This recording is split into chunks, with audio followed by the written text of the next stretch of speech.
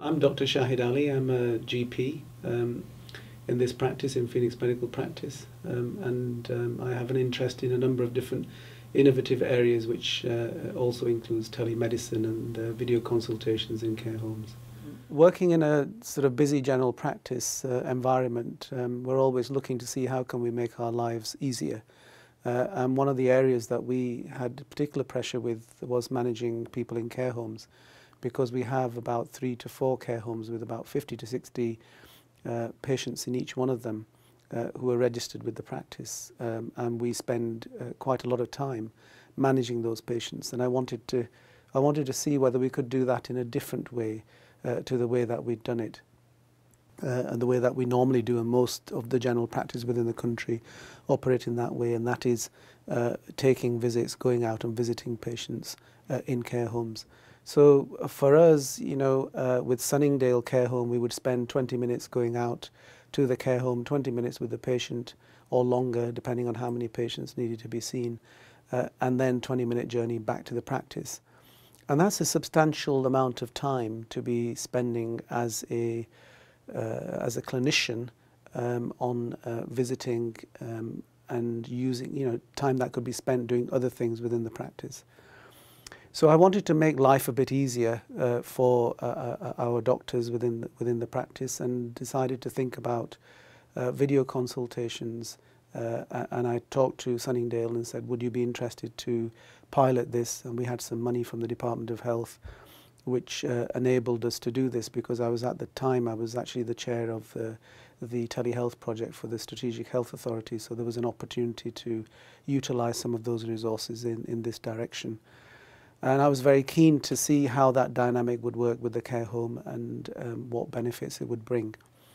So we started out fixing up some equipment within the practice and also within the care home, and started to do video consultations with patients.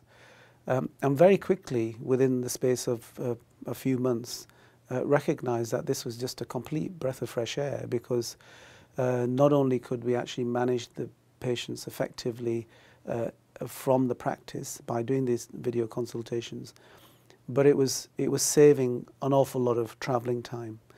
So what it meant was that we could the care home would call us and say, we need a visit for this person, or we need a telemedicine consultation. We would then set up a time when that telemedicine consultation could be conducted, and usually it was much sooner than the visit would be conducted. So you'd have the consultation, you could focus in on particular areas of the person's anatomy. The care home would measure blood pressure and pulse rates and things of that nature, or various other tests that you needed to be done.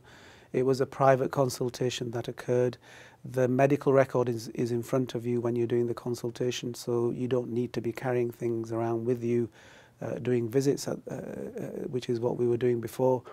We could print off the prescription if a prescription was needed, and that could be sent through to the chemist and delivered to the care home on the same day later on in the afternoon. My name's Caroline Davison, and I'm the practice manager of the Phoenix Medical Practice. All the clinicians now do telemedicine consultations. What happens is the nursing home contacts the practice. The reception task take a task message. The message is then sent to the clinician who's on call. The clinician then calls the home and arranges a convenient time for the telemedicine consultation. Sunningdale's a specialist care home. We're registered to provide care for 40 residents, which we do. It's a very mixed dementia home, really, with some challenging behaviour. Right. We're open age, so we can take anybody from the age 18 and upwards that has any form of dementias. Very varied. Some of the residents we've got can be very, very uncooperative, a lot of challenging behaviour, and then there's some people that are agoraphobic, some people that physically can't get out of the building, and most people really, really don't like leaving the building at all. So it is a great relief for us, really, to have this, because she does have quite a lot of problems, does Beverly, and she does need to be seen on a regular basis and reviewed regularly, which we can do over telemedicine, because Beverly's comfortable with it. She'll open up to the GP, she'll tell them what she's feeling, where she doesn't when she goes out.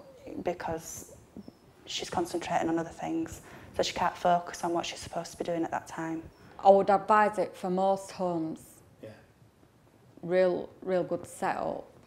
That's great. And it isn't a lot of a setup. No. You know, there's not loads of great big whopping cameras and everything. You don't notice all. It's not, you feel as though you're being filmed on telly. Yeah. What I imagined, you don't even notice the camera there, Yeah, yeah. which is a better advantage to much more patients, Yeah. I would say. Yeah. Get it out, spread as much as you can. I'm Mark. I'm the manager of this care home, which is a 59-bedded care home for residential residents. We had one resident, he had a fall on, I think it was on the night staff, so it must have been before 7:30 in the morning for the early shift, commenced their shift. He was complaining of pain in his shoulder, so the day staff had come on, alerted me to this fact, so, you know, I went to Jack and said, how do you feel about, you know, coming down to the treatment room, or we could bring the laptop to you and we could speak to a nurse over the webcam, rather than waiting, you know, for 5 hours in A&E for him to send you back home. He said, yep, fine, so we took him down, got him on the laptop, hooked it up to Airedale, a nurse came on, and basically said, right, how are you feeling? She could speak to the resident. We told them everything that we knew as well. Then she spoke to the resident and said, you know, what problems have you got? Where's your pain? And she was asking him to arrange movements, and then she got a consultant also who was at the hospital. So what happens is they've got the nurses on 24 hours a day in the hub, but they can contact a specialist as well if, you know, in this instance, it hurt his shoulder, so they got a specialist in who knew about, you know, broken bones and things like that. So they were having him do a range of movements with his arms, lifting it up, what can you lift, how much can you lift, just exercises basically. And in the end, basically what they said is, you know, there's nothing that appears to be broken. You know, he's not doing any facial expressions to say that he's got a broken shoulder or anything. So just give him regular pain relief and keep an eye on him. Also, what they said is we can keep in contact with them every couple of hours as well to give them an update, and if there's any changes they can, you know, get in touch with us, or they can contact a doctor direct, which is probably quicker than what we could, and get a doctor to come out. In the end, this gentleman was absolutely fine. So obviously, you know, it saved a lot of time in the long run. We contacted them straight away. They were straight on the other end of the laptop rather than waiting 2 hours for a doctor to ring us back or a nurse. Also, we didn't have to go to the trouble of sending the resident to the hospital backwards and forwards, which obviously caused more discomfort and distress. And then we've also got, if we do send them to hospital, we've got to send a member of staff there as well, which is letting the other residents down then. So overall, you know, it definitely works a lot better. It's a lot quicker as well. You know, it's a lot more easier for the resident as well, puts them more at ease. At the moment, we've got a community matron who she comes down here 3 days a week. She works for the practice, so she comes Mondays, Wednesdays, Fridays. So she's got access to the surgery as well. She can contact the surgery straight away. If we've got any problems, like she's going to be off for the next 2 weeks, so we probably will be using that a lot more. We can contact the surgery and say we could set up, you know, say an hour, a consultation hour. We can get the residents who we want to be seeing down ready at the treatment room, and we can bring them in one at a time for the doctor to have a look at them basically, or the laptop, have a chat.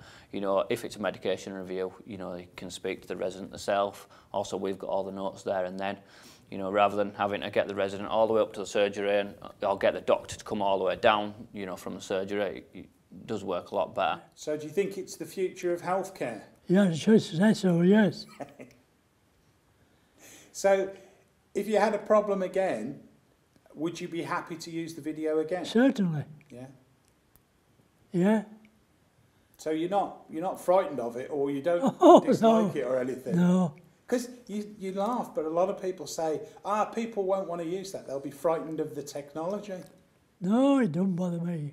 No? And if it saves you travelling all that distance, then...